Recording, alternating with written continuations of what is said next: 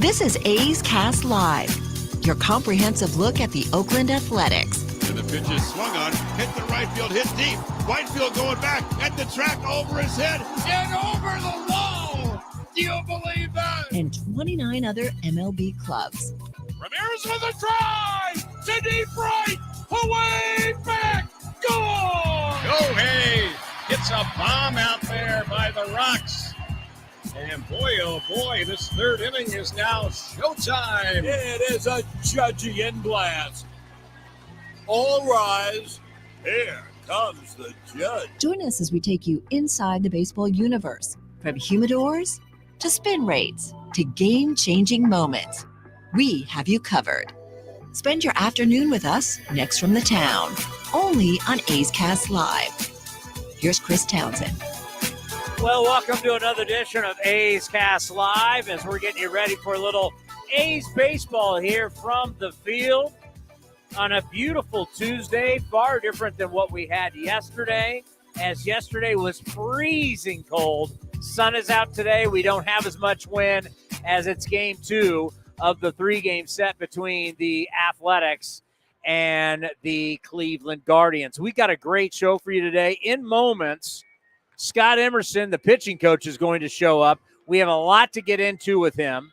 Stephen Kwan, Fremont's own Stephen Kwan, Bay Area kid, who's outfielder, Gold Glover, and the man who puts the ball in play, a terrific player. I know a lot of people around the ballpark here, a lot of people know Stephen Kwan from growing up, whether their kids played with them or they coached them. So there's a lot of people here at the ballpark rooting for Stephen Kwan. He is going to be here coming up at 4:20, and then Martín Gallegos from MLB.com will be here at 5:15. And Jace Peterson, what time do we know? We're supposed to have him after BP, so don't know the exact time, but I was told after batting practice. So Jace Peterson is going to be here. So that, and we got the kids coming out onto the field right now, the groups that are coming on. One of the great things about coming to A's games, as you see behind us, everybody coming onto the field to watch BP. Really nothing better than watching BP from the field. A lot of these people will get a baseball,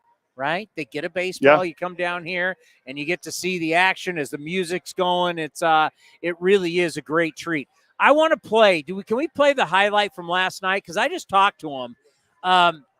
Clase, the reliever, the closer for the Guardians, is truly one of the best in all of baseball. If you play fantasy baseball, he is a higher draft pick. Wouldn't you say he is a higher draft pick in people's leagues? That's agreed. He is a very good dominant closer. Is he the best closer in baseball? I think statistically right now you'd have to go, yeah, he is. And he's on a team that needs a closer. Yeah, they win a lot of games. Because you could be a closer, but if you're on a bad team, you're worthless. When you're on the Guardians and you're a team that you think is going to go to the postseason, Clase is a big deal. Well, he doesn't give up a lot of home runs. He only gave up 3 last year. Vince, do we have this in this Vince cut? Yeah. Well, it's Ken and Vince, yeah. It's Ken and Vince, and Vince tells you right here, this is how rare. What you saw last night, we had a lot going last night. We had all kinds of things going last night. But what happened with 2 outs, Seth Brown at the plate, was awesome. Seth Brown trying to battle right here against a tough customer. Clase is ready, kicks, throws, and Seth. It's a drive into center. It's deep, and Straw is back at the track. He will turn and watch it fly. And the ball game is tied up on a center field 2-run home run with 2 out in the bottom of the 9th inning by Seth Brown. How do you like that? The A's get up off the deck against one of the toughest closers in baseball. Off the back wall in 432 feet, it's 10-10 in the bottom of the 9th. 72 2/3 innings pitched last year, 3 home runs allowed. Think about that. 72 2/3 innings and only 3 home runs. And here he is. Seth Brown with 2 outs in the 9th inning, runner on, goes yard, and extends the game into extra innings. Of course, the A's would lose. A little note on that. The last time the A's scored 11 or more and lost, Cody, was May 5th, 2000 against The Texas Rangers without Bruce Bochy. Who was on the Rangers? Who would have been their manager? Pudge Rodriguez would have been there. Would Hey, Juan Gonzalez be there? That was pre A-Rod. Mickey Tettleton. Who was on that team? Was Kevin Brown there? Kevin Brown. Wow. Kenny Rogers, the gambler, because he would come to the A's. No, he's with the A's prior. Prior to like that? 97, 98, something like that. Kenny Rogers would have been there. Here, let's see who was on that Rangers team. Bobby Witt. I just want to know who their manager was. Johnny Oates. 2000. Or the human rain delay. Bobby V? Not No. Bobby V. The old catcher, human rain delay. Johnny Oates was the manager. They finished Johnny Oates. 71 and 91. Their general manager that year was Douglas Melvin. I'm assuming that means Doug Melvin. Doug Melvin. The former Brewers executive. Who was at Steve Vucinich's retirement party. Steve Vucinich is here in the house, by the way. I saw him the other day. Rafael Palmeiro on that team hit 39 Palmeiro. home runs, drove in 120. And the next best player was Pudge, 27 and 83. Rusty Greer was on that team. Rusty Greer, the lefty, was a good player. Kenny Rogers was on that staff, yep. Esteban Loaiza. Former A. Man, before all the stuff happened with him. Juan Gon wasn't on that team? Didn't see him. Was he with? He would have been with Detroit at that point? Yeah. He went to Detroit after Texas. Then that probably would have been where he went. He was with Texas for a long time. So that's the last time the A's scored 11 or more runs and lost a game. You got to go all the way back to 2000. I wasn't even married yet, for God's sakes. Got to go all the way back to 2000. They lost 17-6. Seth Brown, by the way, his last 5 games against Cleveland, he's hitting .316, 5 extra base hits, 10 RBIs. For his career, he's got 6 home runs against the Guardians. That's more than any other team. Moments ago, I talked with Seth Brown down here on the field. I went up and I told him, I went up, fist bumped, and went, hey, last night that was badass. I mean, no matter what the score was and no matter what, there's a lot of bad things that happened in the game. And there was a lot of good things. And as I said on the postgame show last night, yesterday kind of reminded me of a spring training game, right? 11-12, errors, bad plays, good plays, balls flying out of the yard. How was the ball flying out of the yard last night? All those home runs with all of the wind and how cold. Some people who have worked for the A's a lot longer than I have and been around longer than I have said coldest game they've ever been a part of. It was cold. And I talked to Mark Kotze before the game today here on the field, and he talked about it was freezing last night. I remember when I walked out of the ballpark, the wind was just blowing outside. For me, from being here, we started this in 2019, so we've been here since then. That was the coldest I've ever been here. That's 5 seasons now. I've done so many games here, including I've done a lot of Raider games here, so I've been in some freezing cold games here. I've been in pouring rain. So I don't know if that was my coldest game. I've been in on this field in this stadium. I've been in a lot of cold games, but yeah, last night definitely was cold. I asked Seth Brown. Literally, we went on what's that 4? It was 3:57. Don't tell me it's dicey. The greatness is coming here. Let's just hear it. I asked Seth Brown, does he know that he's hit the most home runs of his career against Cleveland? What do you think his answer was? I'm going to say he didn't know. Didn't know. He did know.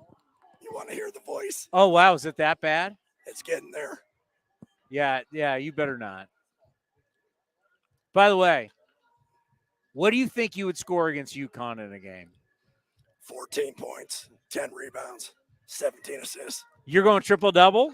Yeah, I believe it. How would they stop you? They'd only hope to contain me. You know what? I think you need to get out of here. Yeah. Great seeing you, though. Yeah, good. By the way, this guy right here, and I'm not saying this just because I love him to death, but as a pitching coach, there's so much more than just how you throw a baseball. A lot of it is mental. A lot of it is above the shoulders. Not only do you have to know mechanics, not only do you have to know all this stuff, horizontal, vertical, spin rate, and all that kind of stuff, you got to know how to deal with the human beings, how to help the human beings be their best. He's like a coach. He's like a psychologist. He's truly one of the best in the business, and we are lucky to have you. And you don't have to be humble because you don't have to respond because you can't talk. You just know you're a big part of this organization, and why we've had a lot of success with what we got. You got to work with what you got. That's all you can do. We've had a lot of success as an organization, and the times in the playoffs, we've been good, and this is a team that's built on pitching and defense and run prevention. You, my friend, are a big part of it. Well, you just want to care about people. That's You the main sound thing. awful. Thank you. All right, get out of here. Yeah, Appreciate it. we'll get you next time. The great Scott Emerson, the man who once gave up the hit to Michael Jordan, but then came back and got Jordan out. Thank you. He would have had a triple-double against UConn last night in Houston. No problem. The point forward lefty. Congrats to UConn on winning their 5th national title. He was all-state Arizona basketball. That's correct. Scott Emerson, is a legit, really good athlete. Also very true, yeah. I mean, he's still in good shape in his for mid-40s. So was like a legit basketball player, and then, but, that's the thing. That really is a thing that people don't really understand about the NBA is that when you look at last night's game, UConn, San Diego State, and you look at the Final Four, and you look at the tournament, and you look at the NIT, and then you realize there are over 300 Division I basketball teams in the United States of America. Yeah, it's like 330 or something like that. To where football's 116? Well, yeah, I was going to say somewhere like 120. It's I think it's less than 120, but it's 120-ish. It's over 100, we'll say that.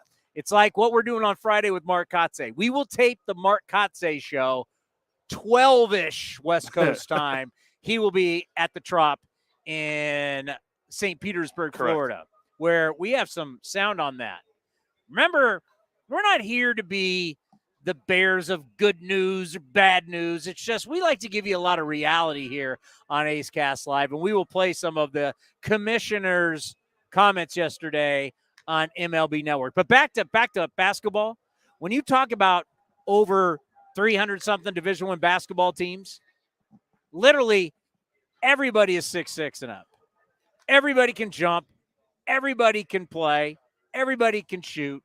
Some a lot better than others, but when you look at body types, it's not hard to find. I mean, Scott Emerson's about 6'4", 6'5", was really good in basketball, but you get up there, you get into college, all these kids, 6'7", 6'8", 6'9", all can jump out of it. They all can do it. Just who can do it at the top level, that's the 1%. But to find guys that are terrific athletes and of size, they're all over the place. I heard a stat last night about, I'm stealing this from you. I got a stat for you. You got a stat from me. 45 of the last 46 national champions in college basketball have had 40? 45 of the last 46 national champions. That is not a small sample size. In men's college basketball have had at least one first-round draft pick on their team. 45 out of the last four. So the last 46 years. There was only one team that didn't have one. I want to know who that team was. But 45 of 46 have had a national champions have had a first-round draft pick in the NBA. I would say that you'd probably go back. So this is a stretch of 46 years, right? Correct.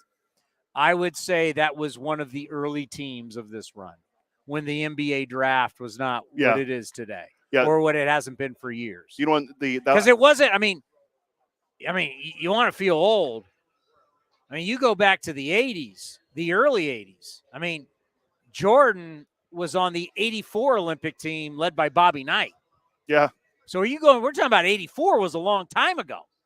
I was in junior high. That was a long time ago. So you're going back into the 70s. Now when you go into the 70s, you're now talking about all the years of UCLA from Walton. You had Walton, you had Kareem, Lou Alcindor back then. I mean, those are John Wooden. I mean, those teams 40 years ago, isn't that? I mean, you're going. I mean, what is 40 years ago? I mean, 70 what? 19. That would have been 1983. 83. Oh, there's my bad math. Yeah, 83.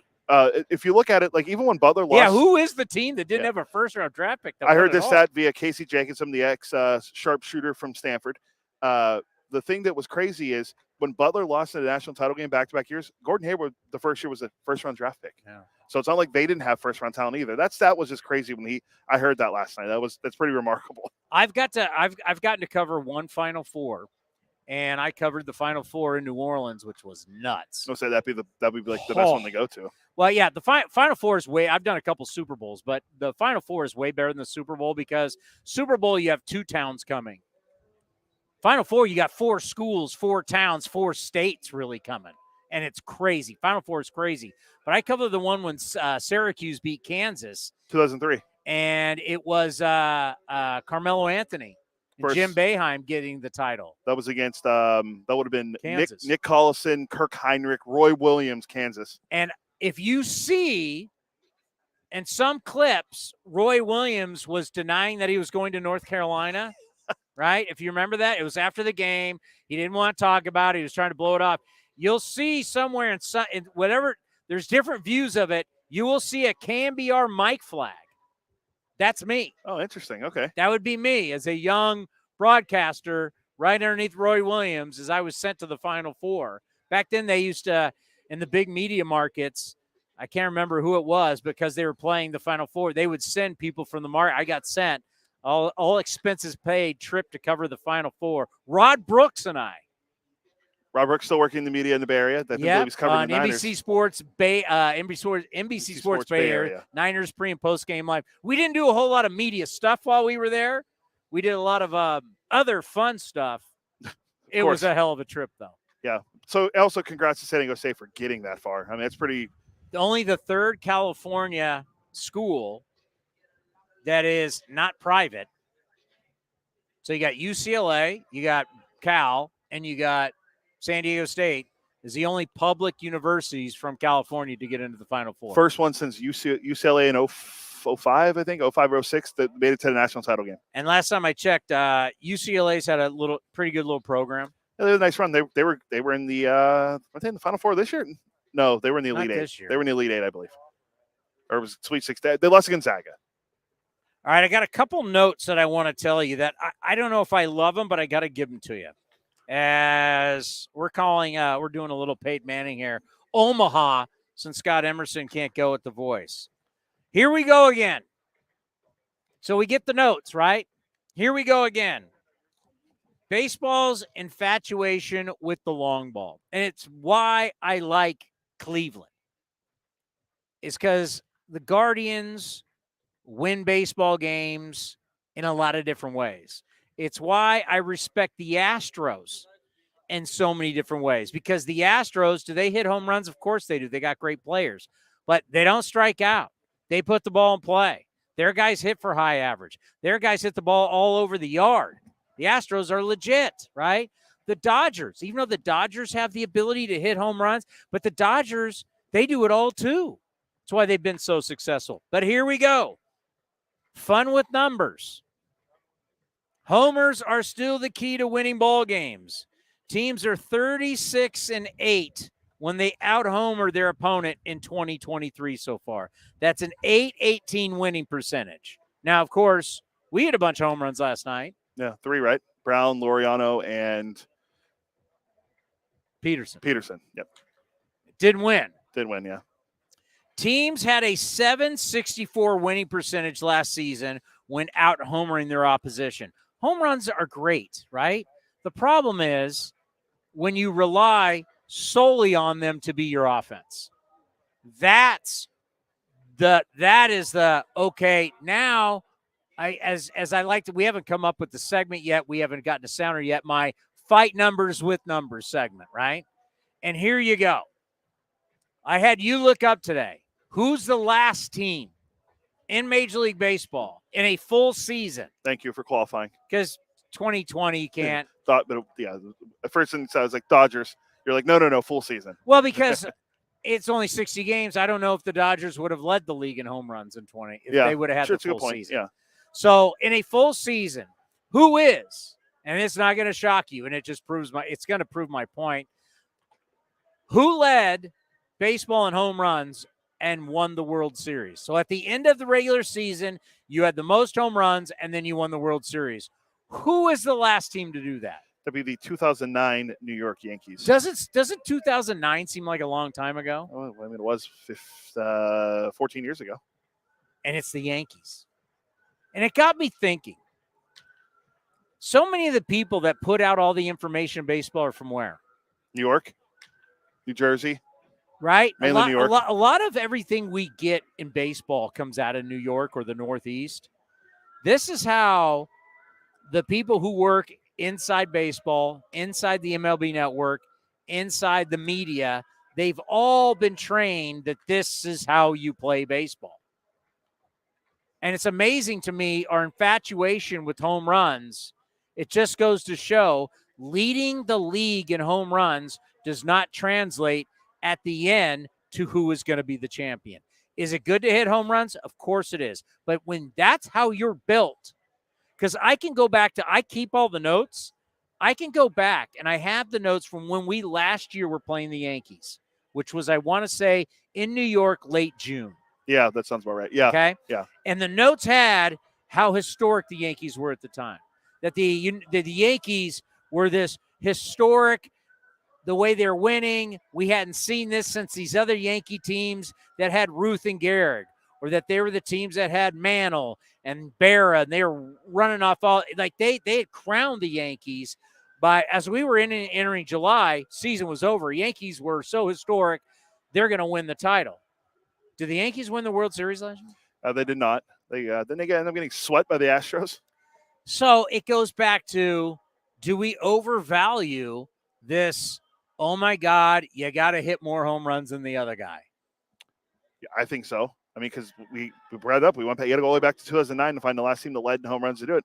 Now, the Dodgers and Astros hit home runs. The Guardians are a good example. They didn't hit a lot of home runs last year, and they won their division. Everybody at some point hits home runs. Yeah, but I'm saying you don't have to lead the league. I mean, Right. where were the Guardians at? I mean, then again, the Guardians in the playoffs, remember, they relied on the home run to win the games they did win.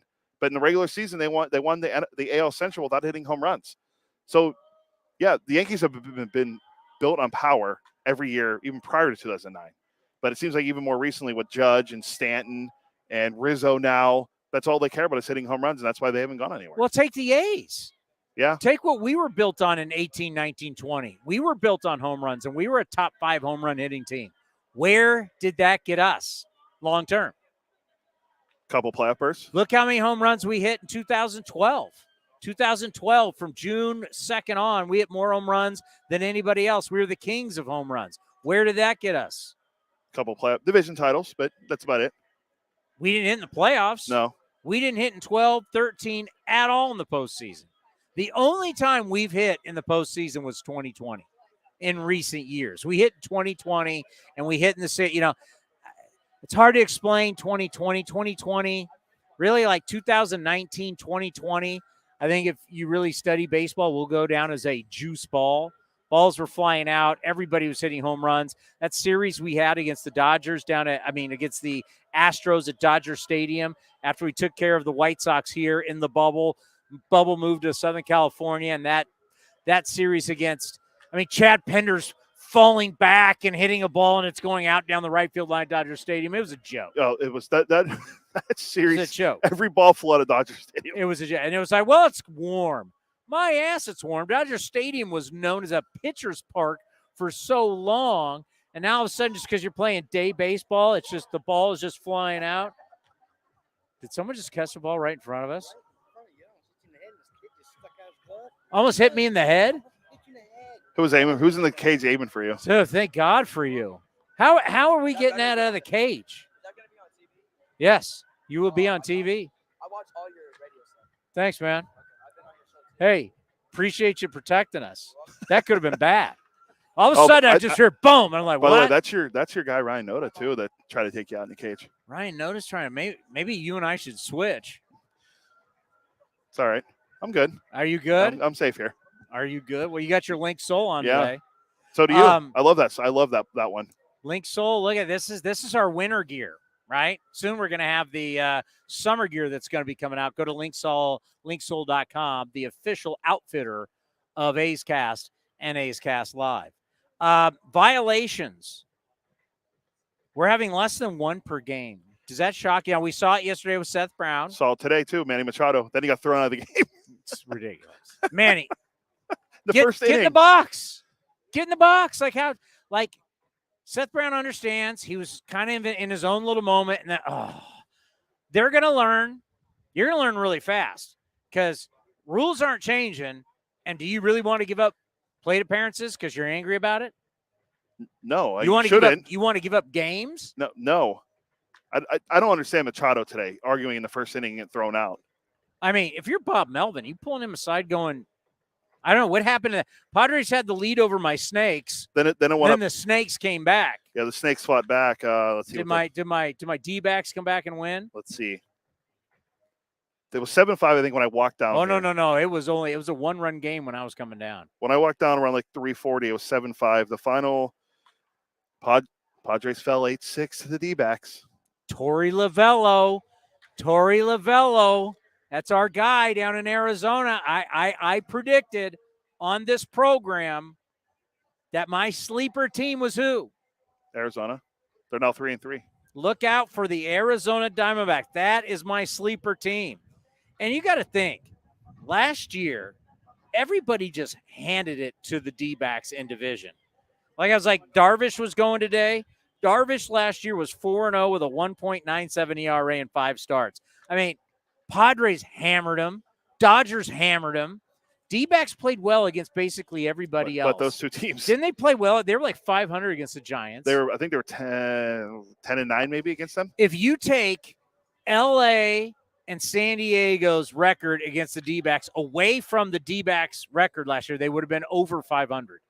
Yeah, they have a good team. And now this year with their outfit alone, McCarthy and Carroll and Alec Thomas. I got McCarthy. He's doing nothing for me. I got Corbin Carroll. He's a nice little player. He's nice. Well, he sent a nice little contract. Yeah. Well, he's going to be there for a while. Yeah. Gallen pitched today. He didn't pitch well, but he got through it. Diamondbacks are now 3-3. Padres are 3-3. My Snakes. I want it out there. My Snakes. 3-3. I'm not going to lie. I was a little worried when the Padres were 0-2. I'm like, I don't know. Is Bob losing the clubhouse? Oh. Overreaction. Time to fire Melvin. So pitch clock violations. Pitchers, 36. Makes sense. Hitters, 19. Okay, yeah. So far, pitchers have committed 36. Hitters, 19. This is not a lot, yeah, right? We'll say 20 now. Just a strike or a ball. Because we know about Manny. How many catchers? Catcher violations. 3. It's been 2. Oh, that's a good guess. So it's not a lot. 36, 19, and 2. Yeah, that's all you can ask for, right? I mean, yeah, it sucks for what happened with Seth Brown. He made up for it. He hit a home run. Manny, thrown out of the game. He couldn't do anything about it. I think the pitching violations will go down as the season goes on. I think once guys get more of a rhythm. Garrett Cole even said it too. He said about the pitch timer, they won 5-0. He had all the strikeouts or whatever. He had all the strikeouts on opening day. And he goes, hey, I'll take a 2-hour and 33-minute game on opening day. And he said about working throughout the season. I think pitchers will get more and more used to it as the season goes on. No, so violations are not what you think. And I can tell you, being out here for every game, every inning, I'm quickly to a point to where I'm not even noticing. I'm not really even noticing the clock anymore. Yeah. I mean, we notice it. Okay, well, when we're upstairs, we notice it yesterday because we're sitting right next to the guy that's clicking it every time. Oh, my God. Yeah, we sit next. By the way, up in the press box, we sit next to the clock guy. And it's beep. It's a loud beep. Beep, beep. At first, we were like, where is that coming from? Because we didn't know. We should take a picture of it. This is the clock guy. He's really from like where you're sitting. The only thing between you and the pitch timer guy is a thing of glass. Yeah. We're looking right at him. Very thin glass because we hear it. He's got a Tom Selleck mustache. We know all about this guy. It's unbelievable.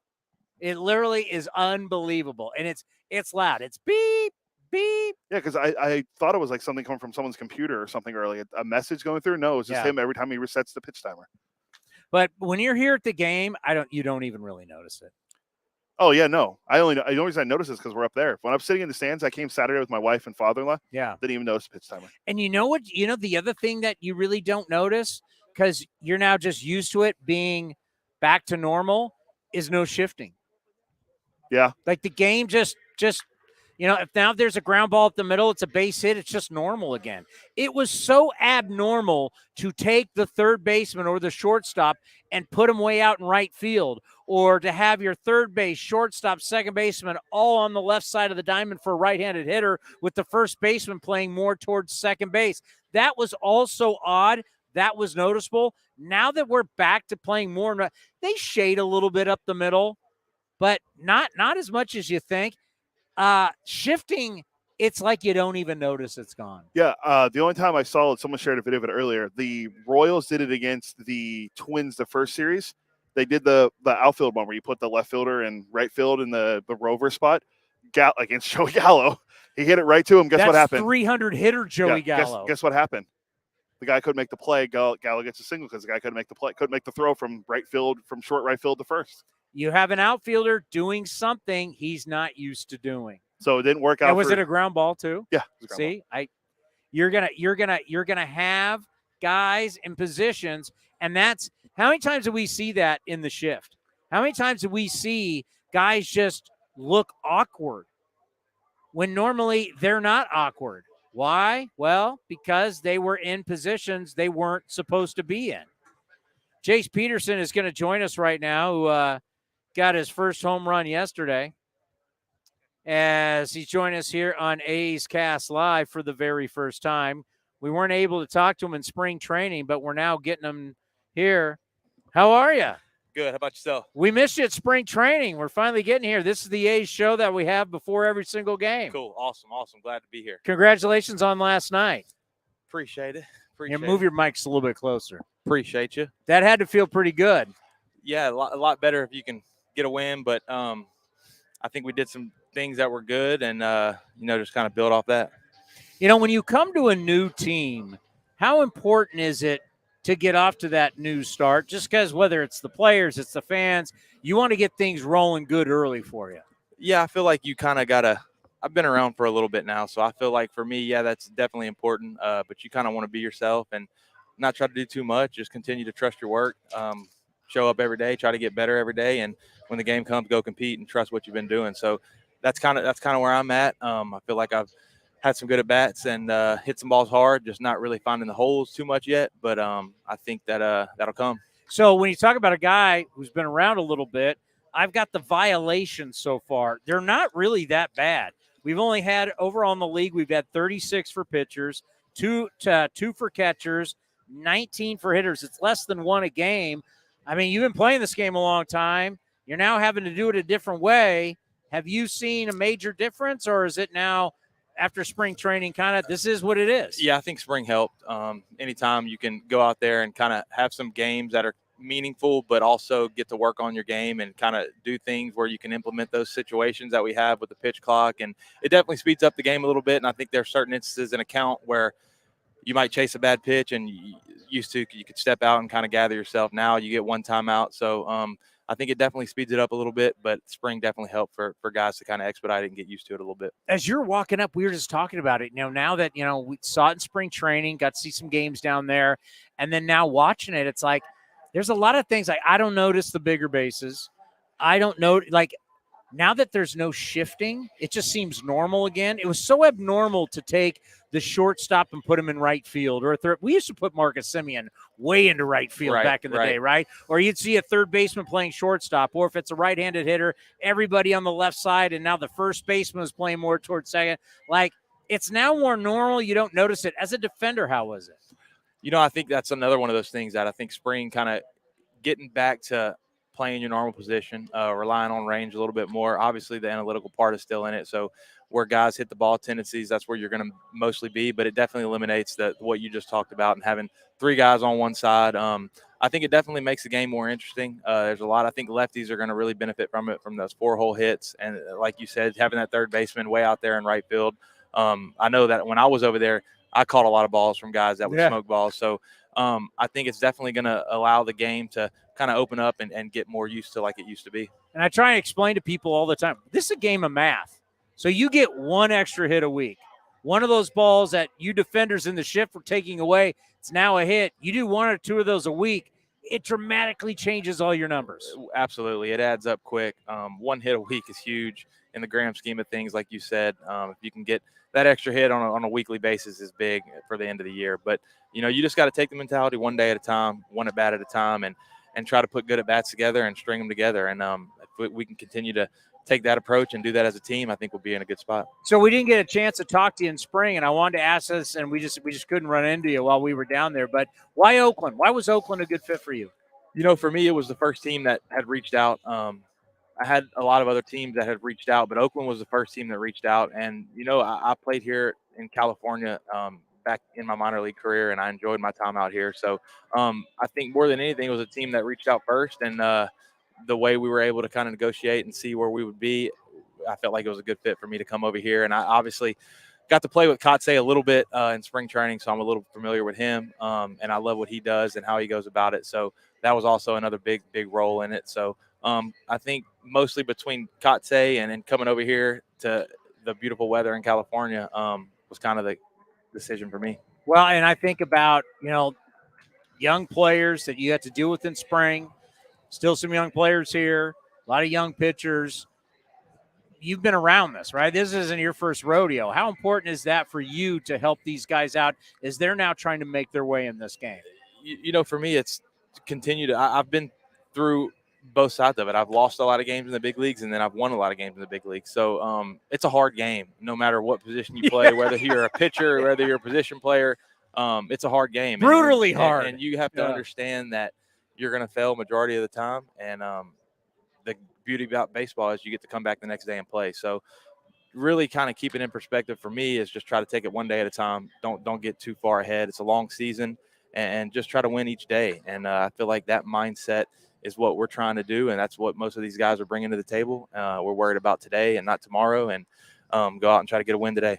People have a hard time when they hear that. They go, oh, God. But when you think about it, you have like a couple tough games against the Angels. You don't score. You got to flush it because then you come out the next day and then you score 11 runs. Just really talk about that, how really whatever happens Monday doesn't matter now on Tuesday, or Tuesday doesn't matter on Thursday. Like, you really have to flush any good or bad. Tomorrow is always a new day. Absolutely. I mean, I try to live by it's never as good as it seems, and it's never as bad as it seems.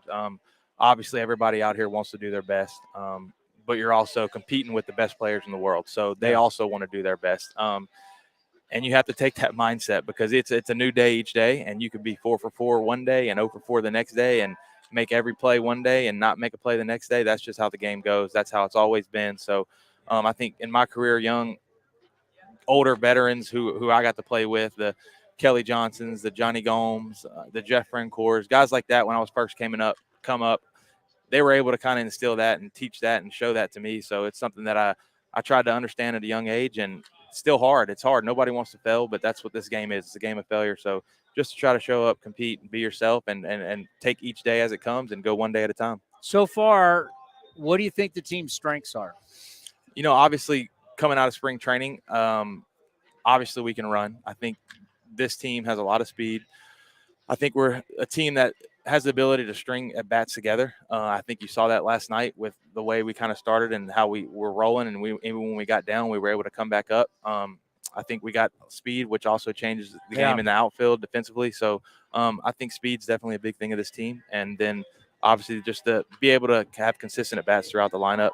And obviously we got good arms in the bullpen, and we got good starting pitching. So you add all those things together. It's just a matter of going out, competing, getting in a rhythm, getting in a flow, and going to play games. Well, we've been waiting to meet you. Thanks so much for stopping Thanks by. For having me. Yep. I know, we bring you over from batting practice, but that means a lot. Thank you so much. No We've problem. been looking forward to having you, and looking forward to watch you play the rest of the season. Of course, last night makes us want to see more. Awesome. Sounds good. Appreciate you having me. Good luck the rest of the way, and we'll talk to you soon. Sounds good.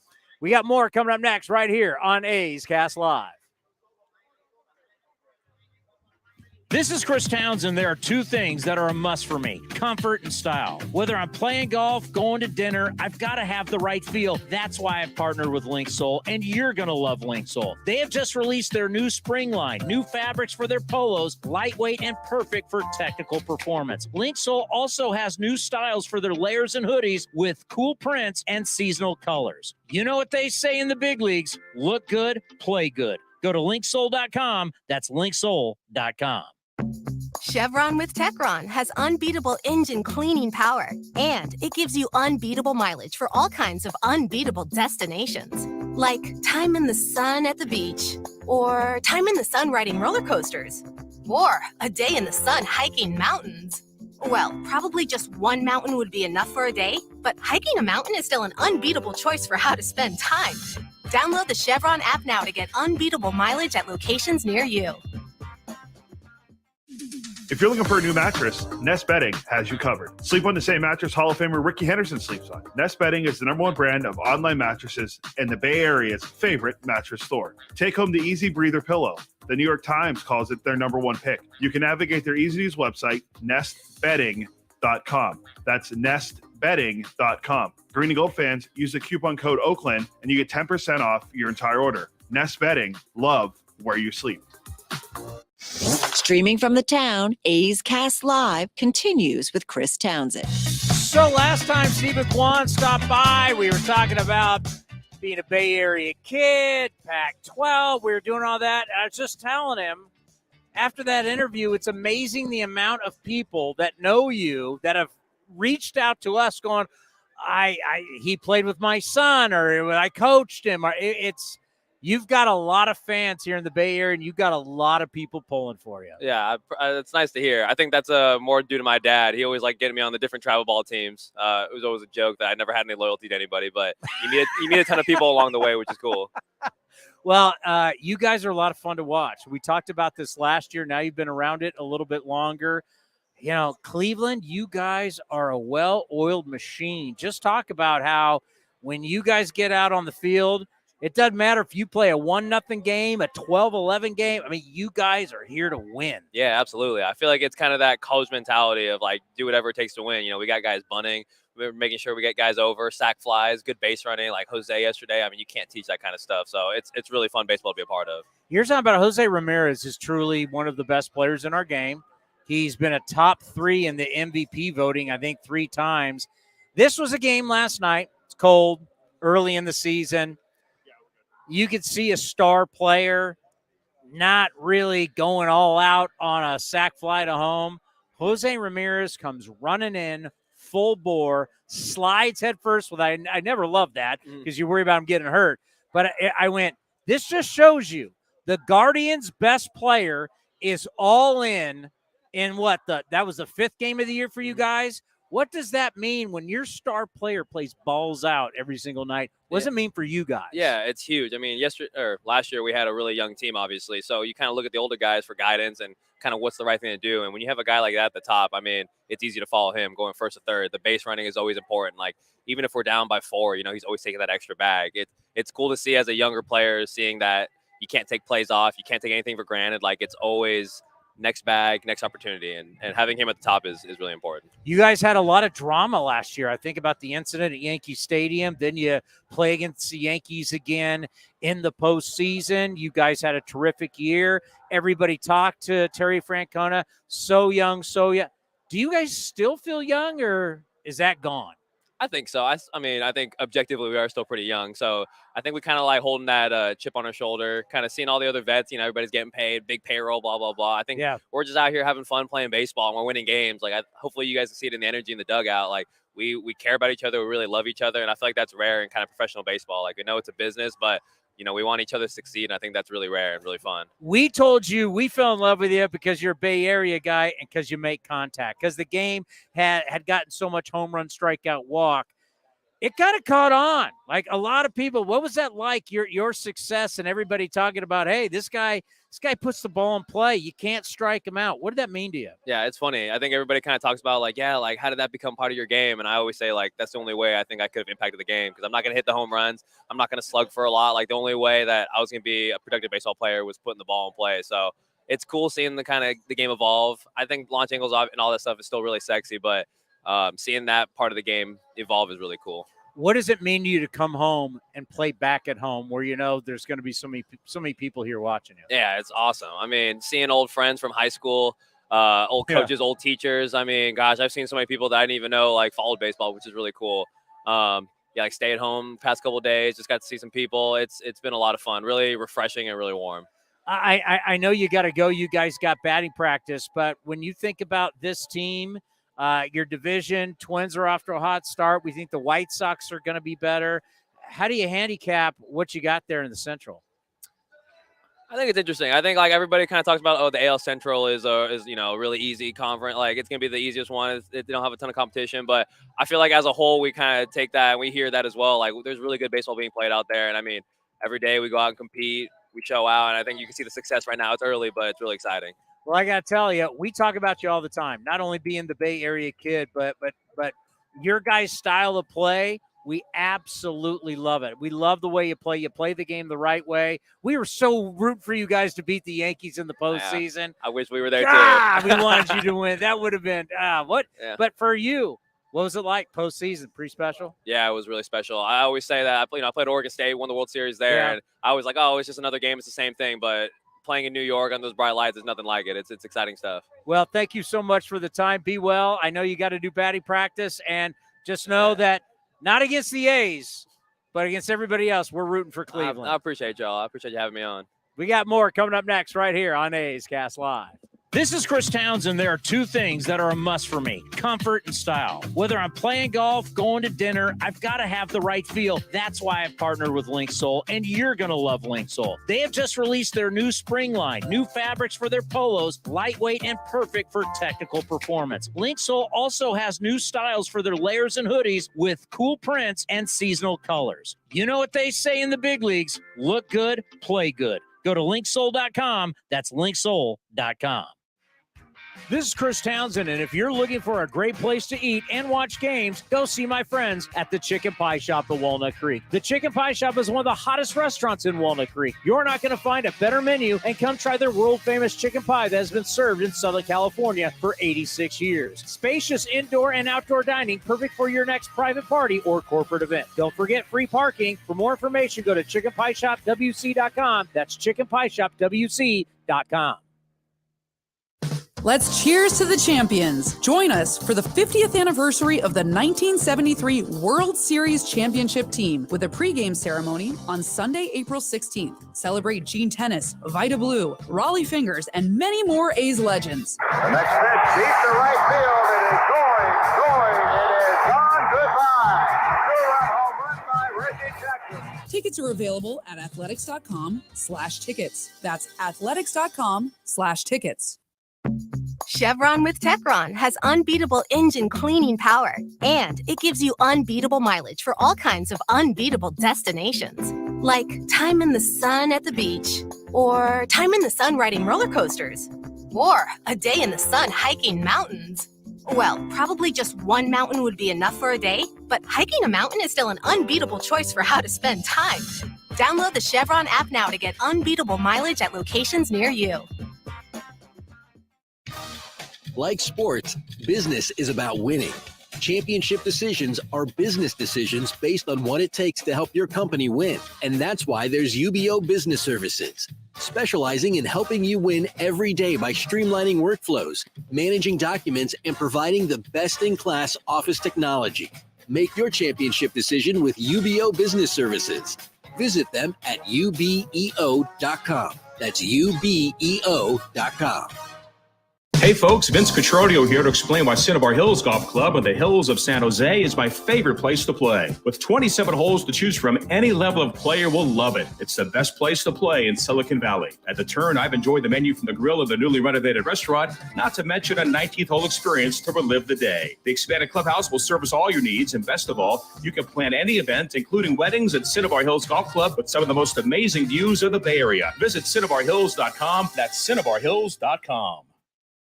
A's fans need Friday night plans? Well, we got you covered. Get 4 tickets and parking for any Friday night game starting at just $49 with the Friday 4-pack presented by Chevrolet. Save big and enjoy great matchups, post-game fireworks and drone shows, giveaways, and more this 2023 season. He drills one to right, way back, and no doubt, and that quickly the A's have taken the lead. Second deck. Friday night tickets are available at athletics.com/value. That's athletics.com/value. If you're looking for the latest green and gold gear for the 2023 season, then look no further than athletics.com/shop for your officially licensed gear. That's athletics.com/shop.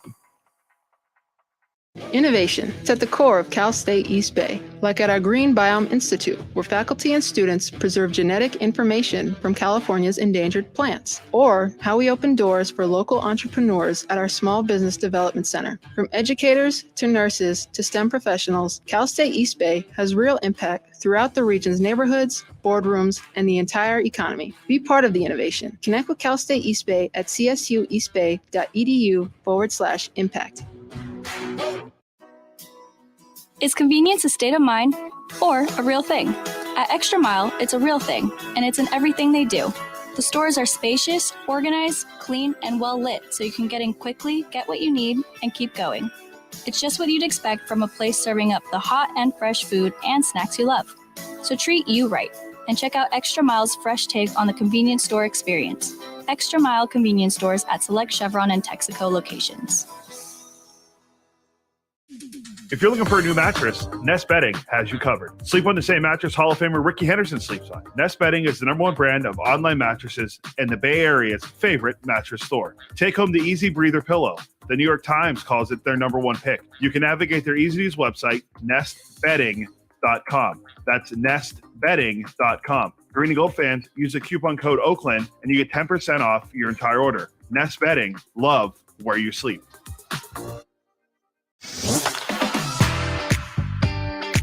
A's Cast Live continues from Ricky Henderson Field. Here's Chris Townsend. I'm going to have to make a call to David Force, the general manager of the Oakland Athletics, and to start scouting this person to my right because he saved my life. I'm indebted to Max for the rest of my life. Max, when you need tickets, you know who you call? You. Uncle Townie. I'll take care of you, my friend. There is video out there right now because someone has sent us the video. Is that correct, Commander? Yes, I believe it's on our A's Cast Twitter. I will retweet it so we can. A ball was coming from the cage.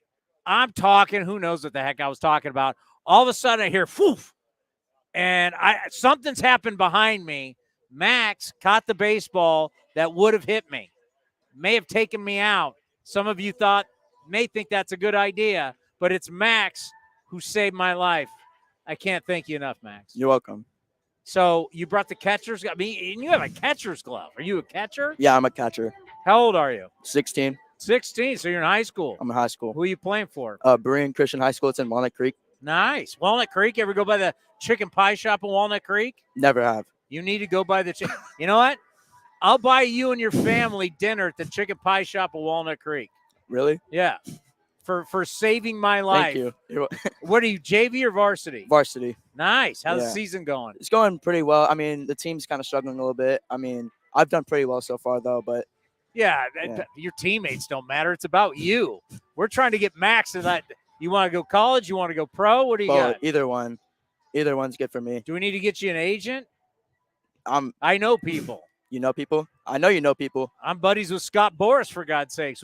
Boris is a good friend of the program, by the way. It's a yearly thing with us now. We get Boris every year.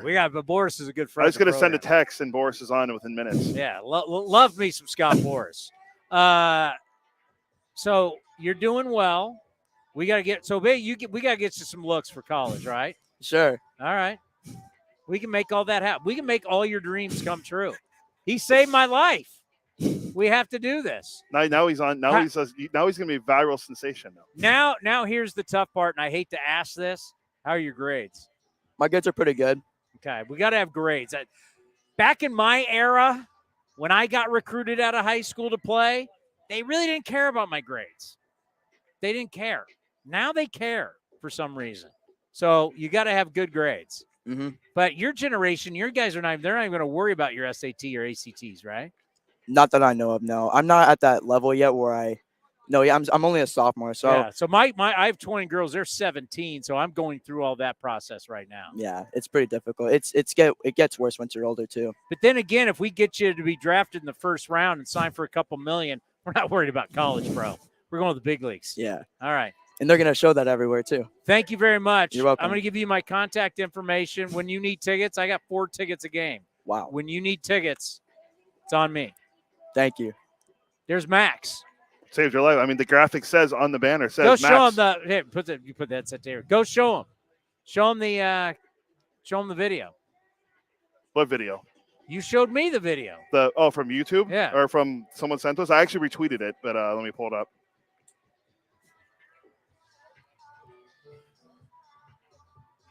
It's all over Athleticscast 24 Twitter. It's retweeted. Max saving Chris's life. I just sat there like, what the heck's going on? I got to retweet I wasn't moving. I'm a me guy. I'm not moving. Yeah, that's something you're going to learn, Max. It's all about you. It's not about your teammates. Yeah. See, people like this, they don't care about team.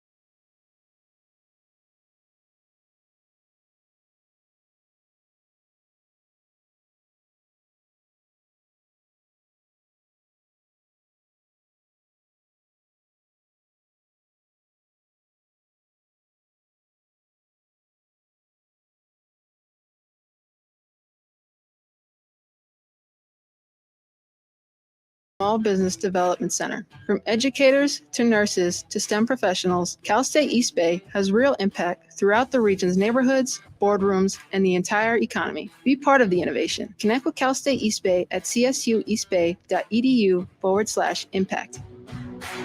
Looking to stay up to date on all things A's? Head over to athletics.com/AceCast. That's athletics.com/AceCast to listen to A's baseball in full 24/7 coverage of the A's, only on A's Cast. With a single click, you can stream great shows, live pre- and post-game coverage, and of course, all the great action of the A's this season. Head to athletics.com/AceCast today.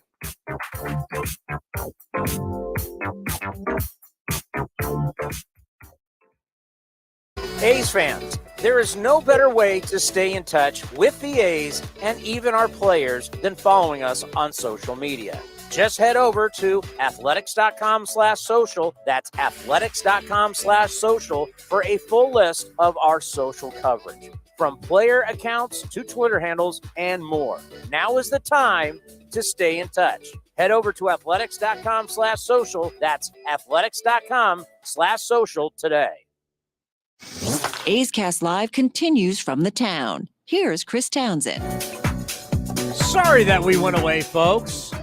Commander, we're back in business. Yeah, internet's back. I don't know what happened. Power of the internet when you controls do everything. a live show from the field, things can happen. And it happened, but we are back. Stephen Kwan got on the air, right? Stephen Kwan was there. Max, who saved your life, was there. Then Max towards the end, saved my life. Max saved your life, and then he killed our broadcast. See how that works out? Maybe Max is a bad idea, right? I think it cut out when I started talking about how grades matter. That I think it went away. Oh, yeah. It's like, this is big leagues. We don't care about grades. Stephen Kwan is such a nice kid. So when we went to commercial break and we put the headsets down, he's like, thank you so much. Now, when he's been in the league for 10 years and he's got a $100+ million contract, I don't know if he's going to thank me and hug me again. When he's been in the All-Star game 6 times. I don't know. Josh Donaldson still hugs you. Yeah, that's true. Bob Melvin hugs you. He's Mark Canna. Yeah. Simeon. Just Canna hates me on Twitter, but Canna in real life likes me. Canna on Twitter is not a fan of mine. Did you say it's Canna? It's Cal Bear Canna who hates you on Twitter. No relation to you. So Mark Canna. So the not real Canna doesn't like me, but the real Canna and his family like me. Yeah, it's just another guy that has, ironically, the Cal Bear Canna. I don't know if he went to Cal or he's just using that as a Twitter name. We'll see Mark Canna next week. Yeah, can't wait. Have him on the program. Yeah, I'll send him a text. That's what I did when I was in Iceland and the Mets were here. I just text Mark. I said, I'm not going to go through Mets. We know him. I did a documentary on him. Our boy Bassie had a first rough start in St. Louis. The Blue Jays got roughed up a little bit. Only 2 other teams, I believe, in baseball have given up more runs than the Blue Jays, and one of them, well, unfortunately, is the A's. You and Johnny had them winning the World Series. I think that's the stat. No, Johnny had them winning the World Series. I'm saying you and Johnny D. I do want to get into this because right now, I don't know how the Phillies became my team. Do we remember how they became my Phils? No. Well, I don't know if you like Castellanos or if it was I have Kyle Schwarber zero kind of connection to the great city of Philadelphia. Oh, yeah. I like Philadelphia. Frank's, by the way, the restaurant Frank's, the old mob hangout in the Italian part of town is phenomenal. I think unfortunately, I think I might have more Philly connects than you do, and that makes being me a sick. Pennsylvania person Makes me sick. Yeah, knowing it's a that. great city. The city of brotherly love. City of losers. The home of Rocky Balboa. When was the last time that city won a title? 2-time heavyweight champion. He's not real. Or what? He was 3-time heavyweight champion. He's not real. Yes, he is. He has a statue. And I've been to the statue. So have I. I got pictures to prove Rocky's real. I told him. I told the statues like Clubber Lang did. You're overrated. I don't know how the Phillies became my team on this show. It's kind of everybody becomes our team at some point. But my Phillies are struggling. Well, we were Mets guys. Now I guess you're a Phillies guy. That's right. I was a Mets guy. I'm trying to see who the Phillies game. I thought we were going to be Marlins guys. Phillies 1-0 in the 4th. It's actually 2-0. Oh. Kyle Schwarber has hit his first home run of the year. Who else went deep? Marsh went deep for his first home run of the year. So the Phillies look to avoid becoming the first pennant winner to start the following season with 5 consecutive losses. in a sport that's been played how many years? Nobody's ever gone to the World Series and then come out of the gate with 5. Now, they've lost 4 in a row. And as you know, the 84 Orioles, the 71 Reds, the 67 Dodgers, the 1941 Reds, and then one of your all-time favorite teams, the 1917 Brooklyn Dodgers. Good team. I went back and watched every game and listened to it tape by tape. Frame by frame. Tape by tape now. But, I mean, that is like – there is something to be said. The Phillies coming into today outscored 37-12 in their first 4 games. You just kind of wonder, and it's like the mentality that you wonder about teams, that it was not that long ago that the Philadelphia Phillies had this it factor. And it's not like they've taken a year off. They've taken literally, what, 5 months? 5 months off? I mean, the Reese Hoskins thing that's a big deal. So November, December, January, February, March, we're now into April, about 5 months. Where did this it factor go in 5 months? Where did it? You think teams that were so hot and so good, hey, we're going to get fresh, we're going to feel good, and next thing you know, bang, we're ready to rock. The Hoskins thing hurts. Then they have another injury that happened too. Well, you don't have your superstar. Yeah, we have Harper, Tommy John, which they're hoping he's back before. But they were winning without Harper last year. Yeah, then he came back. He made him even better. He hit one of the biggest home runs in Phillies history, maybe postseason history. That when he hit in the NLCS against the. Their run was. It was a lot of fun to watch. How much it just wasn't about them. Like this whole embracing the city of Philadelphia, we've seen with the Eagles, seen it with the Sixers, but really the way the Phillies and that town and the way the town was going. And once again, talk about Jose Ramirez here, who sets the tone.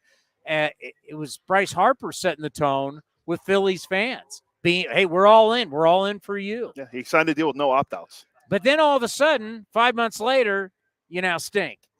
I know it's early.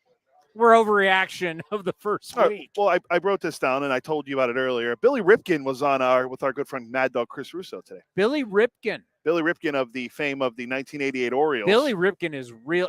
He's not one of the stars, as they have Hall of Famers and great player, but Billy Ripken is one of the best analysts on MLB Network. He knows the game, as he has coached, played, he's done it all. Friend of the program, he's been with us before. But Billy Ripken was on the 1988 Baltimore Orioles. Do you remember how they started that year? I was in high school, and I remember they started out so bad that Cal's father, the Oriole way, they canned their manager after 6 games. Cal Ripken Sr. They started 0-21. They let go of Cal Sr. after 6 games. Who did they hire? That was a little premature. I didn't realize it was 6 games. Yeah. How did they end the year before? I do not remember. I'm not up on my 87 Orioles to 88. Yeah.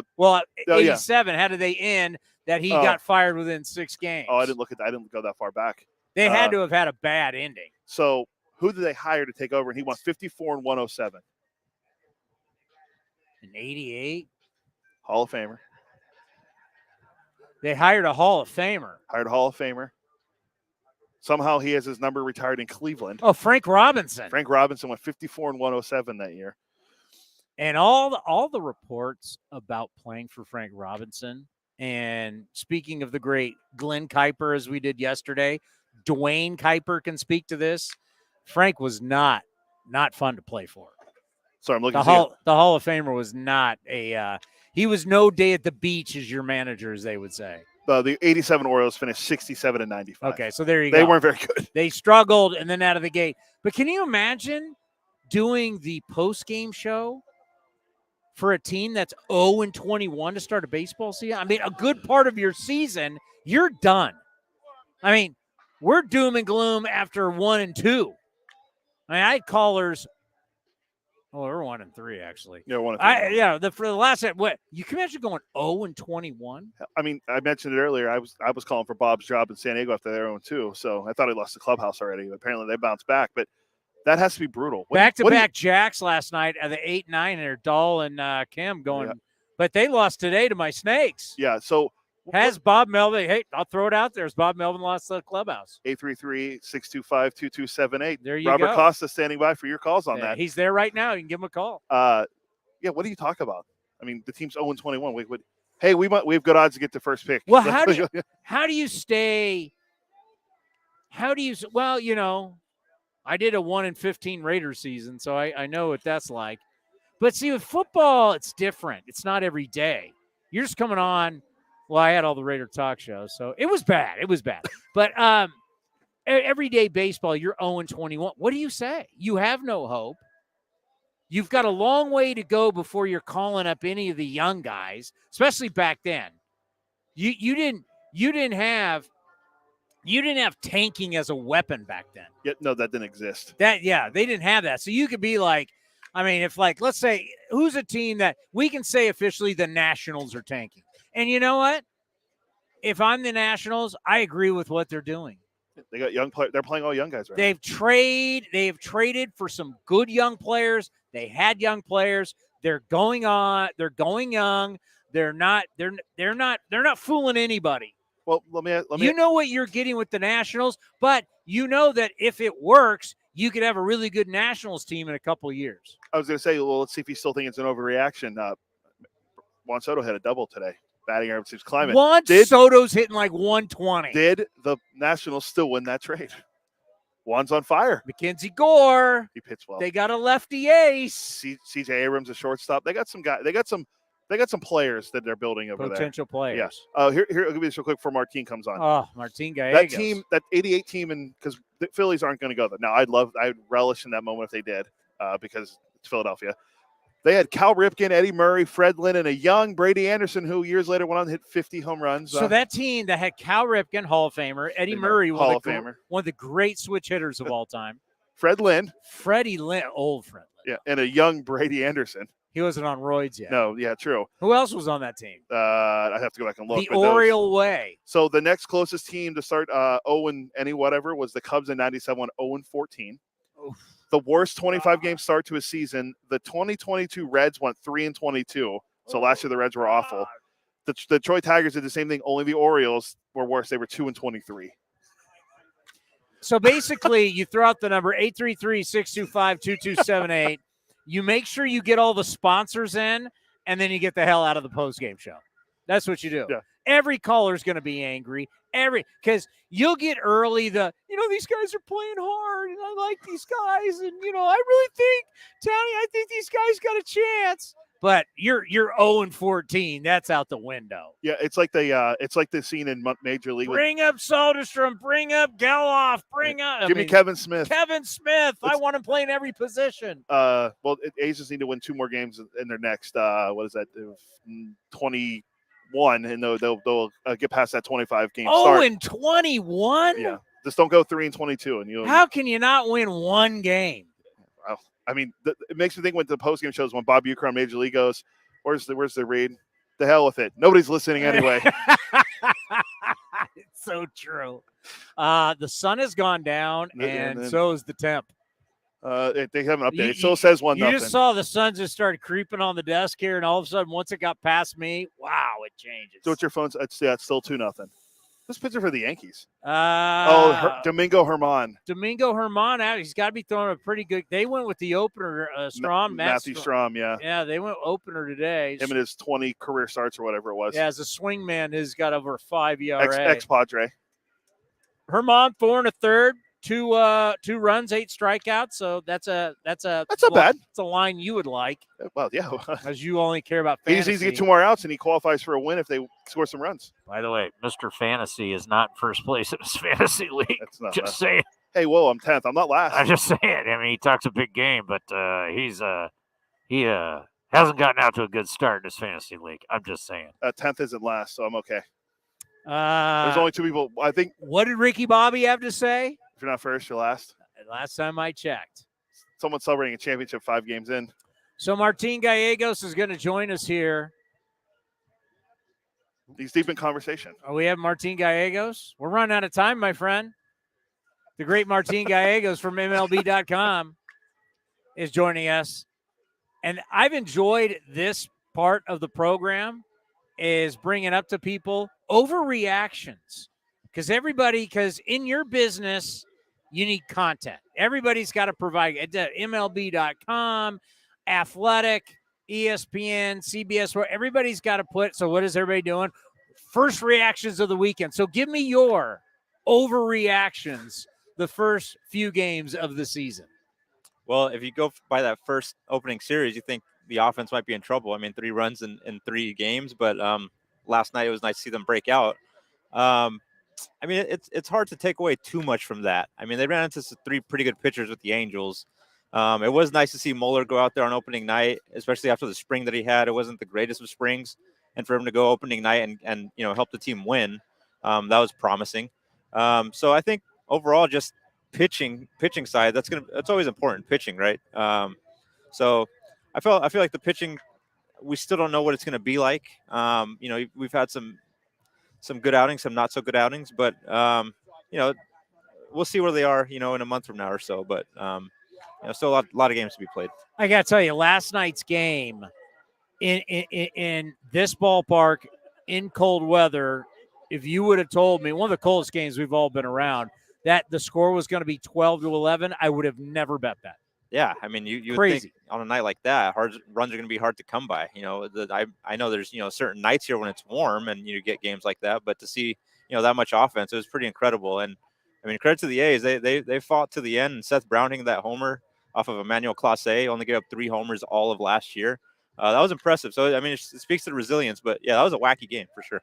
The one thing that you look at with this Cleveland team is no matter what the score, no matter the style of the game, like it's like a boxer that can be a counter puncher, can come right after you, could be in a slugfest, can play. It's like a boxer that can win anyway. That's what Cleveland reminds me of. Any style you want to go, I can play that style. Yeah, I was talking about that earlier today. I mean, their offense, it's pesky. 1 through 9, those guys don't strike out. They always put the ball in play. And when you do that, you have a chance to put together, offensive performances like that. You just got to put the ball in play. We saw the A's make a couple of mistakes on defense, and that can happen, with a lot of other teams. If you just put the ball in play, the old saying, right? Good things will happen. And I mean, they've got a good philosophy over there. It seems like they've done a rebuild, the right way. And kind of, you hope that's, kind of a situation that you could have with the A's here in the next couple of years where, these guys come up, they come up through the minors together and they come up and now they're, World Series contenders. I mean, we saw them go on a nice run last year. They were, they had a chance to go all the way, but, they're set up for a couple of years here now to be a really good team.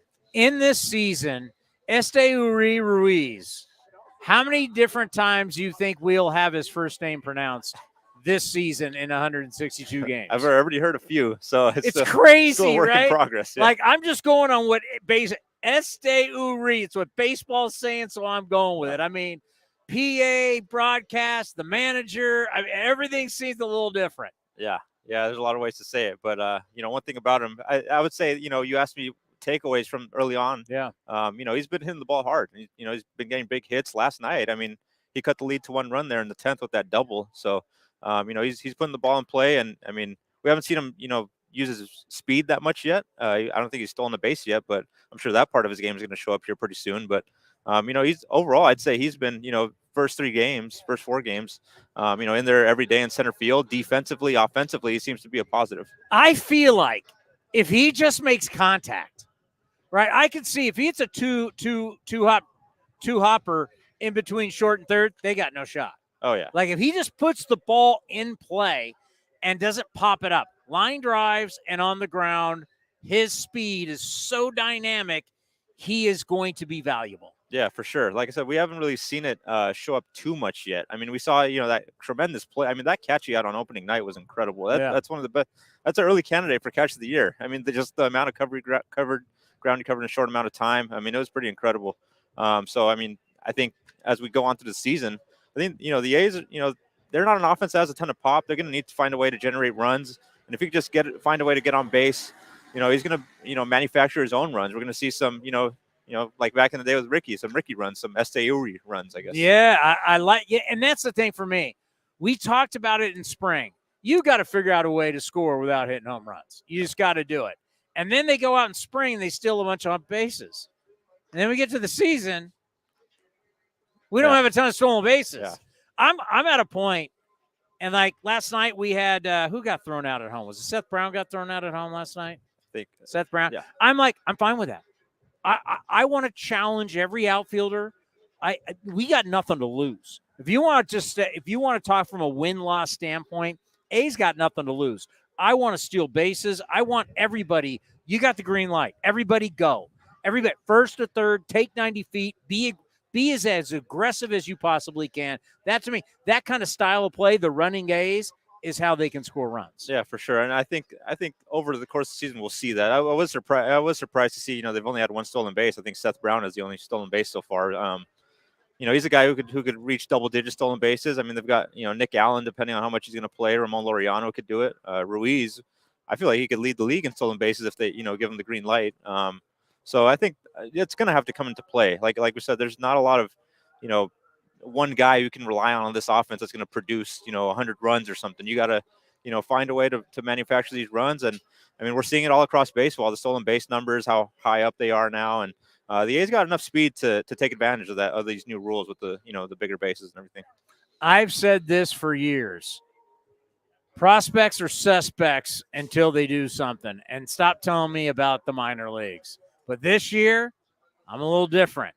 Knowing where we are and what's down there, every single time, because I got to do the minor league report during the broadcast. Every single time I hear Tyler Soderstrom, every single time I hear, well, Gelof's hurt, but when he hits, Kevin Smith's body of work from the last month, spring training, to this hot start. This guy, I know he made swing changes, and maybe you can speak to that. He's made swing changes, and he's now been hot for an extended period of time. Like every single time he hits, I used to not do it. I'm now looking at it going, at some point, what are you going to do? Yeah, it's becoming a large body of work for sure. I mean, it started, towards the end of last year in AAA, finally seemed to figure it out, carried that into spring training. I honestly thought, we were in that last week of spring. I thought he was going to make the team at that point. He did everything he could. I know it was a tough decision for them to leave him off it, but he's going to be up here soon. I mean, there's no question in my mind he's going to be up here soon. You've seen how he got off in AAA. I know Reno is Reno, and you can't really, it could be deceiving at times, but I think he's a guy who, we've seen the work that he's put in, and we've seen enough of a sample size now to where it's not just a small sample size. He's improved. He's made improvements as a hitter, and I'm looking forward to seeing him back up here because I mean the bat seems to be able to play defensively. He was always good. At third base when he was up here last year, the defensive numbers were among the best in baseball from all third basemen. So, he's just waiting on his shot, and I think he's going to get it here pretty soon for sure. Would you be shocked if he's up here playing shortstop on a regular basis? No, I think, he's been playing short down there in the minors. He came up as a shortstop. So, I mean, I wouldn't be surprised at all if we see him up here as a shortstop. Because, you can sit here and say, it's AAA, the ball flies. It's spring training. But you still got to play. Yeah. And he's been like, I mean, he was Babe Ruth for a month, Barry Bonds for a month down there. And then spring training tore it up. I'm with you. I was shocked. I was actually shocked going like, you're really going to leave him off the roster, but we will see. But it's interesting that some of these guys right now you're playing for something, just not wins and losses. You're playing to stay here because I know the front office is looking at those guys down in AAA, knowing that things don't go well here. Things don't go well early here. There will be moves made. Yeah, for sure. And I was looking at that Vegas roster. There's so many guys who, I mean, they could come up at any point. You get like JJ Bleday down there, yeah. Jordan Diaz, Kevin Smith, like we said. A lot of those guys they're big league ready. There's no need for them to develop or anything. It's just they're down there waiting for their name to be called, and they're going to go off. I think a guy like JJ Bleday, I could see him just completely going off at AAA, and if they need an outfielder out here, he's going to be the first guy called up. So all these guys. I mean, we saw last year how many players came up and down. I don't know if it's going to be as crazy as last year with that amount of players coming up, but there's still going to be a pretty good amount of guys who you see come up here and get a chance to see if they could prove themselves in the major league level. All right, this may just be me, and I don't want to talk about stats here. It's just Ramon Laureano's been a little different since he's come back. I think about last year and spring training this year, now back up here. Always loved his fight. Always loved how he played like a football guy, a tough guy. It just seems he's been a little different. Is it me? I think last year for sure. I mean, when he came back, it definitely felt like it was off. As he came into spring, I feel like he was really focused and really just like, okay, I need to prove myself, not just to myself, but to my teammates, to the A's that, I'm better than what I was last year when I came back. And it has been encouraging to see him homer the last couple, 2 and 3 nights, I think. So, but yeah, it does seem like it's still a little off. He's not, the Ramon that we saw, pre-suspension yet. I think he feels like he could get to that point. I know his teammates feel like he can as well, but Also just the way he used to interact with the field guys. Yeah. He was just a little more gregarious. Yeah. He's been, I guess, a little more reserved. He's been a little bit different. Yeah, I think, talking to him in spring, I think he definitely felt, coming back. I don't know if embarrassment's the right word, but he felt a little awkward, coming back to it, after. I mean, everybody knows what happened with the suspension. So, it can be weird coming back and just the vibe, the way people look at you is just different. The opinions of people about you change. So I think he felt that a lot. And I think it's probably something he still, maybe struggles with at times, but I think he's handling it a little better. But I think for him, he's looking to kind of, prove himself and get himself back on track. And I think once he's able to do that, if he's able to do that, hopefully you see him, a little bit more like the Ramon of old, that, like you mentioned, that, the guy who's having a little bit more fun out there. But he at the same time, he has always been a pretty serious guy. And that's part of what makes him so good, I think, is he's working nonstop. Ryan Noda's a guy that we got to meet in spring training. I like him a lot. We've had him again on the show since the start of the year. Got the first hit, got a double. We know he's good defensively. He's a Rule 5 guy. He's got to be here where he gets offered back. So far, what you've seen in spring, what you've seen this season, what do you think of Noda? Well, spring was a little rough. He did, had a nice couple first games. Then the strikeouts just started to pile up. I know, he's always been kind of a high walk, high strikeout guy throughout the minors, but it was a little severe. Sounds like an Oakland A already. yeah. It was a little more severe than I think the A's were hoping for in spring. But he's, his first start yesterday, he gets a couple of knocks. That's always a positive. But I mean, he fits the profile of, what the Oakland A's look for in a guy, right? Good defense at first. He can hit home runs. He'll draw walks. He is going to come with strikeouts, but the way he was driving the ball yesterday, that's what he could do on a normal basis. He's done that throughout the minors. He's just been waiting for his opportunity. And like I said, a really nice guy to get in and talk to him. He had like 20 people out here for opening night. He was telling me about his grandma.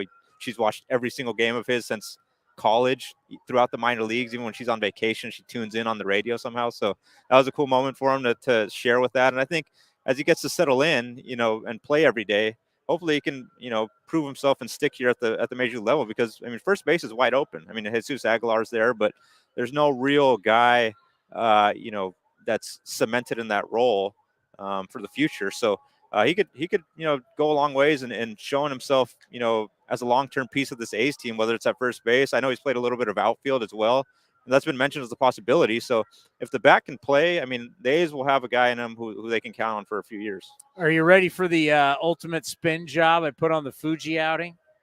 Let's hear it. All right. So here you have a guy making his first start in a foreign country. He's doing it with all the Japanese media here because the biggest star in the game, Shohei Ohtani, is here. A guy that he grew up playing against in high school. They've known each other for a long, long time. So everybody back in their home country, like literally millions, are watching the game. So this is just not a first start. They're giving away T-shirts with your name on it in your first start, which never happened. You had all this stuff going on. This wasn't a regular start. I mean, when you talk about a country, a foreign country, it's not foreign to them, but back home in Japan, everybody's watching and it's your first start. It's not like you're taking the ball in Tampa. It's a whole different ball. So I think all of that, and you throw in Angels, good lineup, I think you have to flush that. This is my ultimate spin. You flush that. Now tell me what he does going to Tampa, because not all the Japanese media is going to be there. Not everybody in Japan is now going to be watching. Then you're going to have what? You're going to have the Mets, the Rangers after that. I think let's see those starts because that'll be a little more normal because his first start was totally abnormal. Yeah, I mean it was quite the scene, like you mentioned with the jerseys of him. I was surprised by that. There was a lot. The whole lower bowl was filled with those jerseys, and you mentioned the media. It's just been crazy. Being a beat writer here for the past 4 or 5 years now. We haven't seen scenes like that since I've been here. So I'm sure it's can be nerve wracking for him to have to go through all that. And like you mentioned, him pitching in Tampa, it's going to be a whole different scene. I mean, I'm sure stadium isn't going to be very packed. There won't be a lot of media there. I'm sure he could just treat it a little bit more normal. I know there was nerves for his first big league start. How could there not be after all those years? Just you have nerves. Anybody, we were talking to Kyle Muller, the nerves he had. Now throw on top of it, everybody back home is watching. We got to actually, with the WBC, really see the power and the ratings that the Japanese players really get in their home country. It's incredible. Oh yeah. Any Japanese player that comes over here, I mean, they get assigned their own media contingent. They follow him everywhere. So he'll have some guys in Tampa Bay, some media members in Tampa Bay, I'm sure, that are going to be traveling there as well. But I mean, it won't be to that extent. I mean, you mentioned with Ohtani and opening weekend, it was just the perfect storm there. But I mean, it was the thing with him is it's going to be must watch every time he goes out, regardless, right? Because you don't know what's going to happen. You hope he can put it all together, but I mean, he could look dominant at times and just lose it. And you hope at some point he can kind of, hone that in a little bit, and maybe the spurts of, non-control can be a little less severe than they were in that first game, because we saw it in spring. He would have an inning where he's, maybe not at his best, but then he comes back and he finishes off the start strong. So, maybe I get a chance to do that here in Tampa Bay. He's going to go up against a pretty good offense, as you just mentioned them right now. But a little bit more normal circumstances, maybe, he could settle in a little more. So you're buying my spin. I am. You're a good seller, Tony. Absolutely. 100%. What am I supposed to do? Bury him after one start? Everybody wanted to bury him. I'm like, come on. There was a lot going on. I mean, we were doing the show here. Like, picture where we're doing the show. You see the fans behind us. And all of a sudden, at one point, all of the members of the Japanese media were like right up on me, and their cameras were right. I'm like, what are they doing? Yeah. He was running. Yeah, it was wild. He was running. He wasn't throwing. He wasn't stretching. He didn't have any equipment. He was just running poles, foul pole to foul pole, and they had all these cameras, and I'm just like, wow. Yeah, and the post game scrum was insane. I mean, it was like, I've covered playoff series. It was like covering the ALCS. Like the room was jam packed with media members, cameras. Everyone broadcasting back in Japan. So I could see how a situation like that can be a little intimidating. So maybe you'll get used to it a little more. He said he was used to in Japan having a bunch of media members there, but now obviously being here against the game's best, going up against a lineup like that. I mean, things can snowball on you a little quickly here. So you got to give him more time. Obviously, it's only one start. So, I mean, he's going to get some time here to adjust.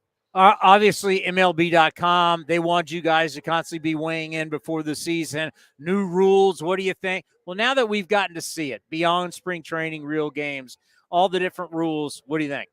I think it's great. I think it's great for baseball. I mean, we've eliminated the dead time, which is great. I mean, so many times, you remember last year, what stands out to me over the weekend was that game on Saturday, right? It was like 13-1, and it was still 2:24. Yes. I mean, a game like that last year, you're looking at like close to 3.5 hours, just painful being up there. And so now, there's a lot more action. It feels like the action is just nonstop. And as the game gets on into the later innings, it's more exciting because, guys on the mound can't take their time and slow things down. They got to throw the ball right away. And, it leads to a lot more action.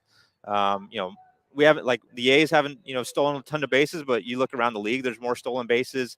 A lot more runs are being scored, not just with the home run. I mean, for the longest time, it was like, home run or strikeout, right? And now we're getting back to a little bit more old school baseball, moving runners over and stuff. So I think overall, I don't see any downsides to it. It's been great for the game, I think. And I think more fans, I talk to people who are, kind of not really that big into baseball. They're enjoying it more because, they don't, it's not as boring to them. It's all action all the time. There's no dead time. Yeah. And people keep talking about it's really the older generation of writers, broadcasters who have brought up the moments. Are we still going to get the moments? with this pitch clock. Well, we have it's like, well, last time I checked, basketball still has a clock. Yeah. They still have moments. That thing called the Super Bowl and the NFL, don't they still have great moments in their history with this with a clock? They figured even golf, they put you on the clock if you're playing too slow. Right. So it's like other sports still have great moments with a clock. Yeah, I think it's just, I mean, you get used to something for so long that, you know, when change comes, some people can be a little bit hesitant and nervous. But I think, 5 years from now, we're looking at the clock. It's going to be normal. No, I don't think anybody will have nobody should be complaining about it right now, but really you won't have any reason to complain about it. There's still going to be moments. You're still going to have big moments. Look at yesterday, Seth Brown at that homer off Clase. Did the pitch timer affect that? No, there was nothing affecting it. It was still a great baseball game. And it ended in that game yesterday could have been like 4 hours. If we had normal rules. 12 to 11. We could still be playing it. Yeah, it's a great point. I mean, Clase only gave up 3 home runs in 72 2/3. Cody, 72 2/3 last year. Yeah, it was 3 home runs. Yeah. That sounds right with the innings. And then all of a sudden you have the game-tying jack to center last night. I mean, that was super exciting. Yeah. So, and then the other thing, I don't know about you, but unless there actually is a violation, I don't notice the clock that much. No. It's so back to normal with defense. You notice, the whole shifting thing's not a deal. It's not Marcus Semien going into right field anymore. It's now it's back to normal, so you don't even notice that they're not shifting. Yeah. It's just it feels normal. And all these pitchers are used to it by now. I think in spring there were some guys who were like, oh, I don't know, this might be an issue, but they seem to have adjusted to it pretty quick. So I don't foresee that causing any problems. Seth Brown had a strikeout yesterday with the auto K. But I mean those times are going to be really rare. It's never. And I'm sure at some point it's going to happen in a dramatic moment, and we're going to get the headlines. It's going to be all over ESPN. Like we saw in spring one game when the game ended on the auto K. But for the most part, people are adjusting to the rules quick. The players, I think, have adjusted to it quicker than maybe some people might have expected. I don't think it's a problem for any of them. So I don't think fans should be too worried about it. Let's end on this. I've liked asking this question to people. It just seems our game's got a lot of good momentum. WBC, the commissioner was on MLB Network talking about the success and how it brings the casual fan got into it this year. Yeah. And the new rules, as you mentioned, people are like, hey, it's not as slow. Do you feel like our sport has a lot of good momentum going into this season? Absolutely. And you mentioned the WBC. I mean, there were people that I talked to who, don't watch baseball at all. They were getting into it. It's just, it brought, baseball into a forum that we haven't seen in a while. NFL, NBA, all that stuff, that's still on top right now, I feel like, in terms of popularity. But I think baseball with what happened with WBC and what's happening with the new rules, with the games being quicker and more action, it's going to start to gain even more momentum. And I think, you're looking at the next generation of players, kids watching these games, maybe they're going to get more interested in it and want to play baseball, as a career, as opposed to, all the kids that are shifting over recent years to football and basketball. And, I think, for sure. I mean, it's right now it's at an all-time high right now, and I think it's only going to grow as the season goes along. I think about the great work that you do, and it's kind of getting scary how the newspapers are truly just going away. Like your guys' job on MLB.com is second to none, but our days of newspapers and traveling with the team, like you're going to be the only guy traveling with the team. Is that crazy? It is nuts. It's weird. I know. I mean, it's good for you and readers and everything, but it's also kind of like what's going on. I mean, I started out on the newspaper side, so I know how it is, and it's sad to see it, because I mean, newspapers are super important. I hope they're always around, because we need that, not just for sports, but for everything in our daily lives. So I'm hoping that situation improves a little bit. But yeah, it is going to be weird. I mean, there were a couple, instances last year where I was the only guy on the road. There were a couple of times where I wasn't on the road, and there was nobody out there. So that's why we have A's Cast and A's Cast Live. Yeah. We're the last line of defense, baby. Yeah, for sure. But, it is a little different, but, you adjust to it. I'll try to, take advantage of it as much as I can. But, it's the year we're living in right now. You're it. Yeah. You're our guy. It's on me. It's all on you. If this season goes south, it's all on this guy. Blame me. Always great to have you. I appreciate it. Thank you. We got more coming up next right here on A's Cast Live. Johnny D waiting in the wings. This is Chris Townsend. There are two things that are a must for me: comfort and style. Whether I'm playing golf, going to dinner, I've got to have the right feel. That's why I've partnered with Linksole, and you're going to love Linksole. They have just released their new spring line, new fabrics for their polos, lightweight and perfect for technical performance. Linksole also has new styles for their layers and hoodies with cool prints and seasonal colors. You know what they say in the big leagues: look good, play good. Go to linksole.com. That's linksole.com. Let's cheers to the champions. Join us for the 50th anniversary of the 1973 World Series Championship team with a pregame ceremony on Sunday, April 16th. Celebrate Gene Tennis, Vita Blue, Raleigh Fingers, and many more A's legends. The next pitch deep to right field. It is going. It is gone. Goodbye. Two-run home run by Reggie Jackson. Tickets are available at athletics.com/tickets. That's athletics.com/tickets. Chevron with Techron has unbeatable engine cleaning power, and it gives you unbeatable mileage for all kinds of unbeatable destinations, like time in the sun at the beach, or time in the sun riding roller coasters, or a day in the sun hiking mountains. Well, probably just one mountain would be enough for a day, but hiking a mountain is still an unbeatable choice for how to spend time. Download the Chevron app now to get unbeatable mileage at locations near you. This is Chris Townsend, and if you're looking for a great place to eat and watch games, go see my friends at the Chicken Pie Shop at Walnut Creek. The Chicken Pie Shop is one of the hottest restaurants in Walnut Creek. You're not going to find a better menu, and come try their world-famous chicken pie that has been served in Southern California for 86 years. Spacious indoor and outdoor dining, perfect for your next private party or corporate event. Don't forget free parking. For more information, go to chickenpieshopwc.com. That's chickenpieshopwc.com. Unlock offers and receive exclusive in-game features by downloading the MLB Ballpark app for iPhone and Android today. Plus, get the latest information on game times, schedules, and more. Hey folks, Vince Cotroneo here to explain why Cinnabar Hills Golf Club in the hills of San Jose is my favorite place to play. With 27 holes to choose from, any level of player will love it. It's the best place to play in Silicon Valley. At the Turn, I've enjoyed the menu from the grill of the newly renovated restaurant, not to mention a 19th hole experience to relive the day. The expanded clubhouse will service all your needs, and best of all, you can plan any event, including weddings at Cinnabar Hills Golf Club with some of the most amazing views of the Bay Area. Visit CinnabarHills.com. That's CinnabarHills.com. Thanks to the Xfinity 10G network, my little brother's friends won't leave our house. When I was their age, internet with basically no interruptions was a pipe dream. You sound like my grandpa. Now through April 23rd, new customers can get 200 megabit Xfinity internet during our limited time Xfinity 10G network launch celebration for just $25 a month for 2 years. Go to Xfinity.com/10G, call 1-800-XFINITY, or visit a store today. Requires paperless billing and autopay with stored bank account. Restrictions apply. Taxes and fees extra. After promo, regular rates apply to internet service and devices. Actual speeds vary. Like sports, business is about winning. Championship decisions are business decisions based on what it takes to help your company win. And that's why there's UBO Business Services, specializing in helping you win every day by streamlining workflows, managing documents, and providing the best-in-class office technology. Make your championship decision with UBO Business Services.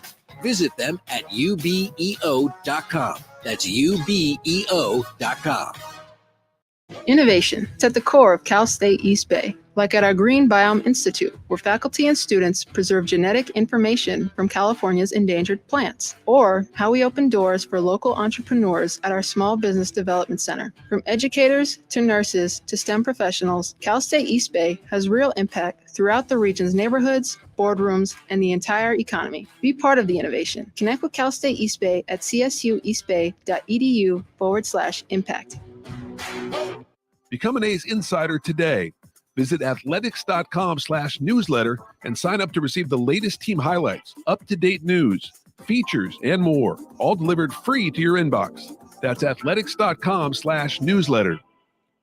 A's fans need Friday night plans? Well, we got you covered. Get 4 tickets and parking for any Friday night game starting at just $49 with the Friday 4-pack presented by Chevrolet. Save big and enjoy great matchups, post-game fireworks and drone shows, giveaways, and more this 2023 season. But he drills one to right, way back, and no doubt, and that quickly the A's have taken the lead second deck. Friday night tickets are available at athletics.com/value. That's athletics.com/value.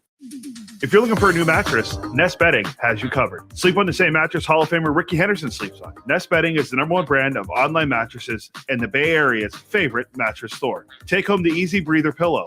The New York Times calls it their #1 pick. You can navigate their easy-to-use website, nestbedding.com. That's nestbedding.com. Green and Gold fans, use the coupon code Oakland and you get 10% off your entire order. Nest Bedding, love where you sleep.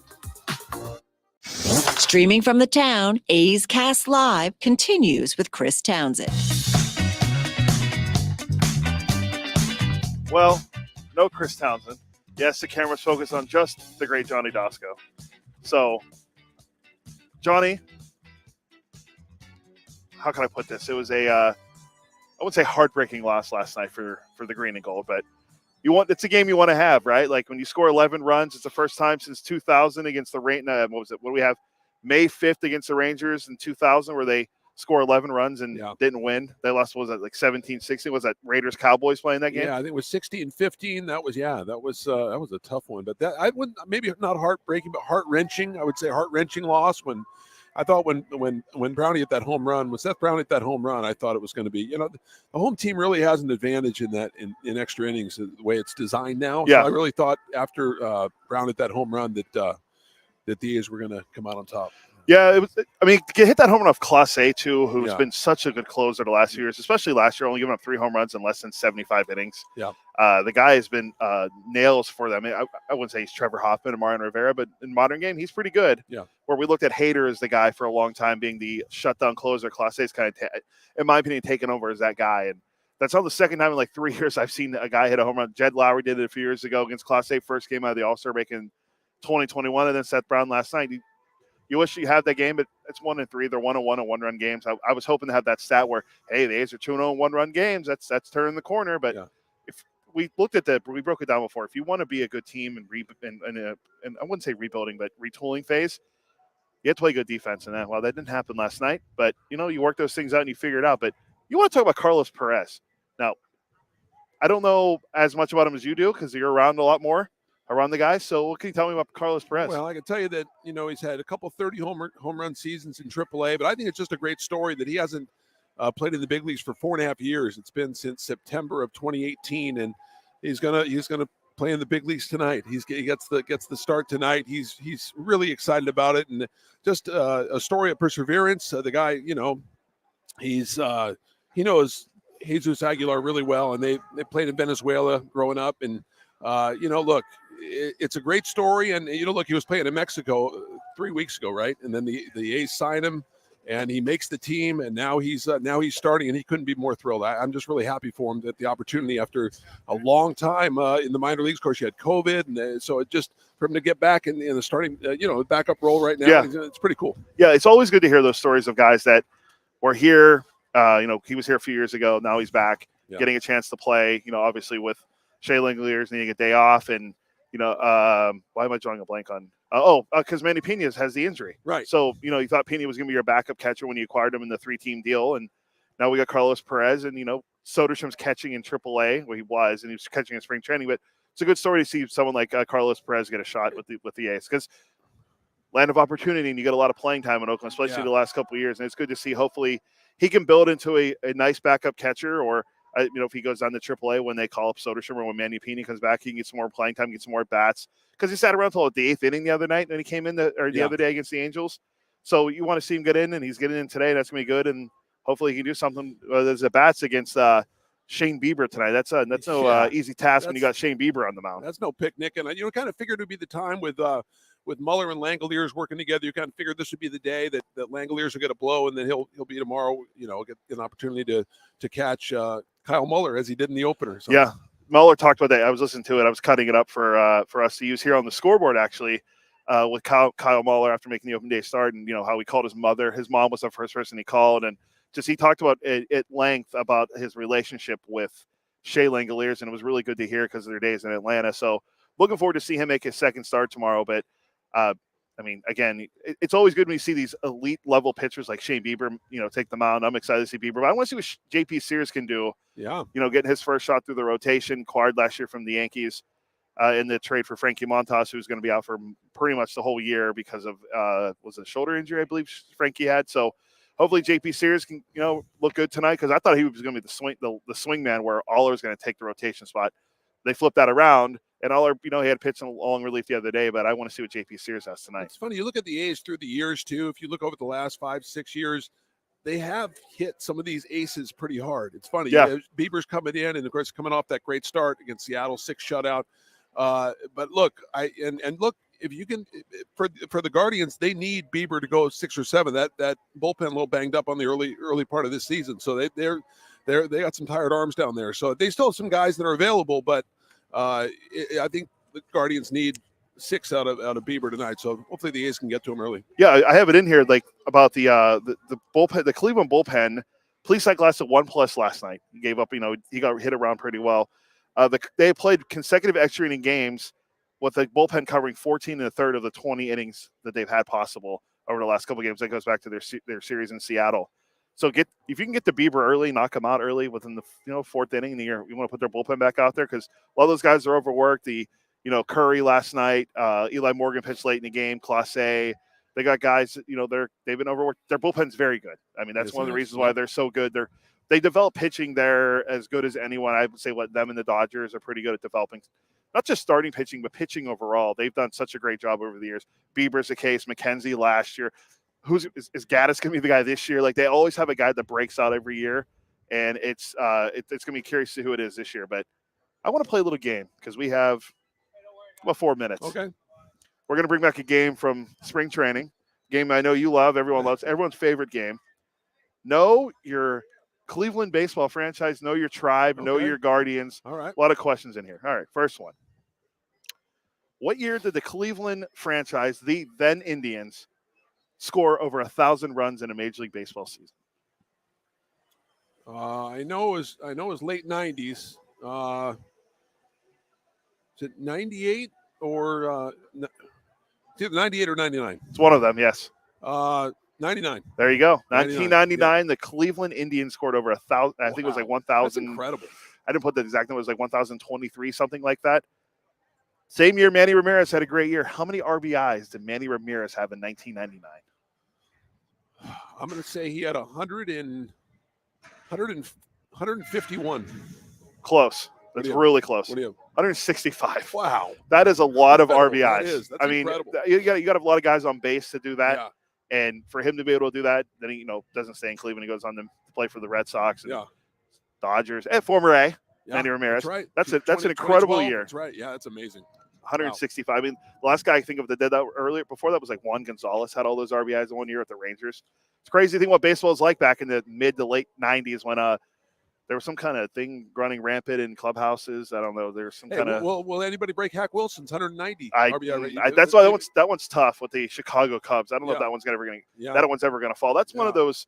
I wouldn't say it's an unbreakable record, but it's one of those like Cal Ripken's games played. Wayne Gretzky's point total, and in the NHL, there's some record. Wilt Chamberlain's 100-point game, or his rebounds, either one. I think DiMaggio's 56 game hitting streak in this era of middle guys and closure. I just don't think that's going to happen again. Yeah, I think the most recent one to do the closest wasn't it Jimmy Rollins, or was it Luis Castillo from the someone got into like the 40s, and everyone's like, oh, it's got to happen. And then 56 games in a row, that's tough. It is. And that was the year that he won the MVP over Ted Williams at 400 that year. That's right. So that was that was a big topic back in the 1941 for Ted joined. Ted went away to do the everything with the Army, the armed forces during World War II. So Ted missed I think 4 years because of that, or 3 years. Imagine hitting 401 and your manager says you can sit. And he's like, nope, and then he gets 5 hits in the doubleheader, right? Yeah, 406, incredible.